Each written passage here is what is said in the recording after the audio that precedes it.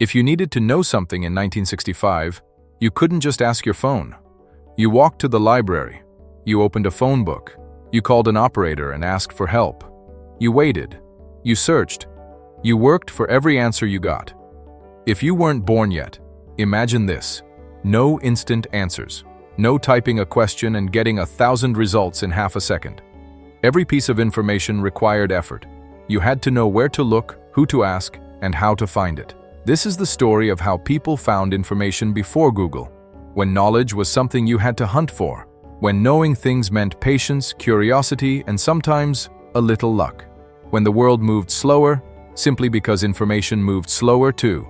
In this video, we're traveling back to a time when finding information was an adventure. From library card catalogues to encyclopedia salesmen, from phone books to calling the operator, from evening news broadcasts to waiting days for newspapers to report major events.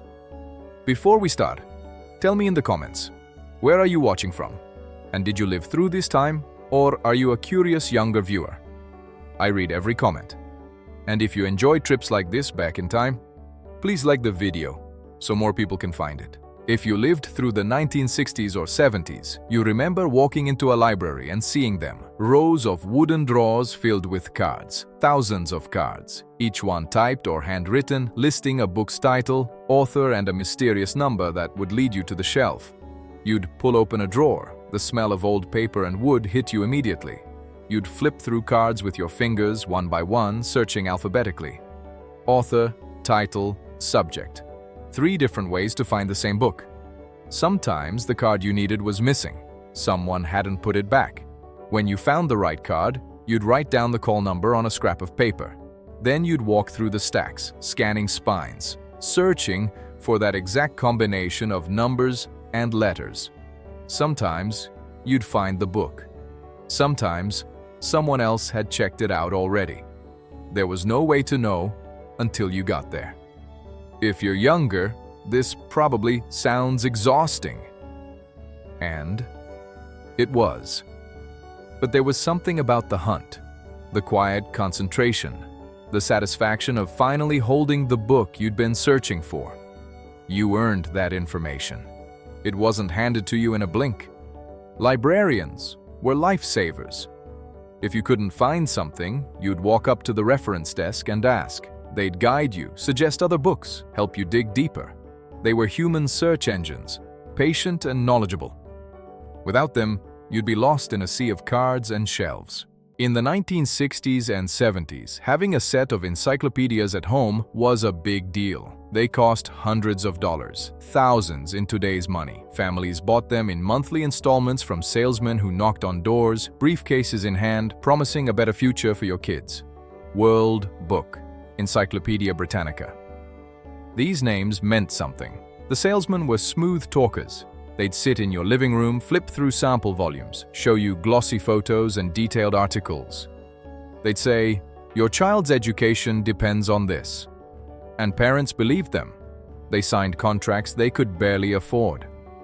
The encyclopedias arrived as a full set, 20, 30 volumes, bound in fake leather or cloth, with gold-lettered spines lined up on a shelf. They looked impressive, important. When you had a school report due, you'd pull down the volume you needed, flip to the right entry, and read.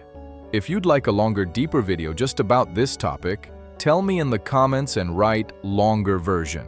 Now let's go back to the story. The problem was, encyclopedias got outdated fast. A set from 1965 didn't know about the moon landing or Watergate. But they were expensive, so families kept them for years, even decades. You'd look something up and realize the information was 10 years old, but it was still better than nothing. If you needed someone's phone number, you grabbed the phone book. Every home had one. A thick book delivered to your door every year. White pages for people's names and addresses, yellow pages for businesses, organized by category, plumber, doctor, pizza. It was all there? You'd flip through pages, running your finger down columns of tiny print, searching alphabetically. Sometimes you'd find the name, sometimes you wouldn't. Maybe they were unlisted. Maybe they'd moved. Maybe you spelled the name wrong. There was no autocorrect. You were on your own with your best guess. If the phone book didn't work, you called the operator. You'd dial 0 or 411 and wait. A real person would answer. Directory assistance. What city? You'd tell them who you were looking for. They'd search their own records, sometimes transferring you to another operator in a different area. Sometimes they'd find the number and read it to you. You'd scramble for a pen, writing it down fast before you forgot. Sometimes they couldn't find it. Then you were stuck. No number. No way to reach that person unless you asked someone else who might know. If you're younger, imagine not being able to Google someone. No social media, no reverse phone lookup, just a book full of names and a voice on the other end of the line helping you search. That was it. In the 1960s and 70s, news didn't come to you instantly. If something happened across the world, you wouldn't know about it for hours, maybe a full day. You'd turn on the television at 6 or 6:30 in the evening and watch Walter Cronkite deliver the news. 30 minutes. That was it. Cronkite was called the most trusted man in America. Millions of families sat down together after dinner and watched him. He'd tell you what happened that day. Vietnam, politics, the space program.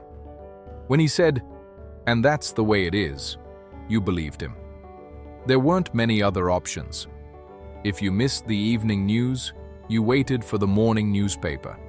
It would be delivered to your door before sunrise. You'd unfold it at the breakfast table, read the headlines, scan the articles. Everything that had happened yesterday was now in your hands, printed on paper you could touch. Major events felt different.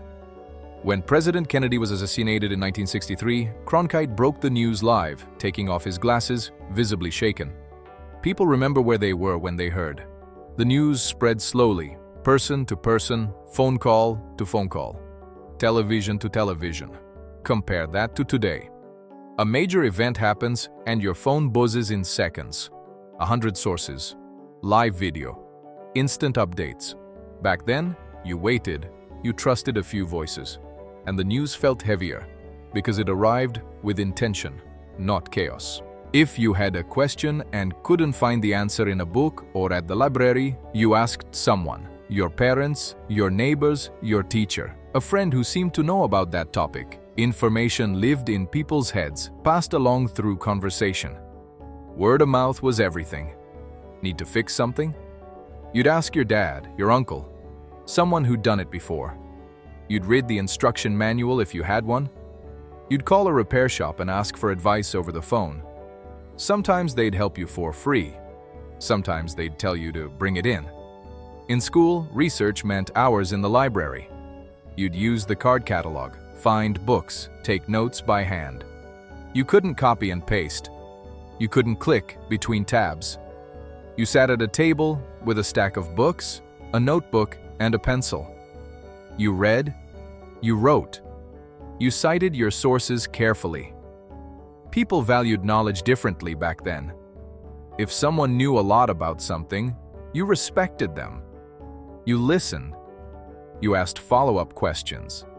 Knowledge wasn't something you could look up in 2 seconds, so the people who had it felt more valuable, more necessary. Today, we have Google, Wikipedia, and YouTube tutorials. Instant access to almost everything humanity has ever known. It's incredible. But back then, finding information required patience, effort, and curiosity. And maybe because of that, the answers felt more earned, more real, more worth remembering. This was life before Google, before instant answers, before the internet made everything easy. People walked to libraries, flipped through card catalogues, called operators, waited for the evening news and asked each other questions. Information was harder to find. But maybe that made it mean more. Thank you for walking back in time with me. Tell me in the comments, what surprised you the most? And what did you enjoy remembering from your own life? And if you want a full 30 to 40 minute version of this story, let me know as well.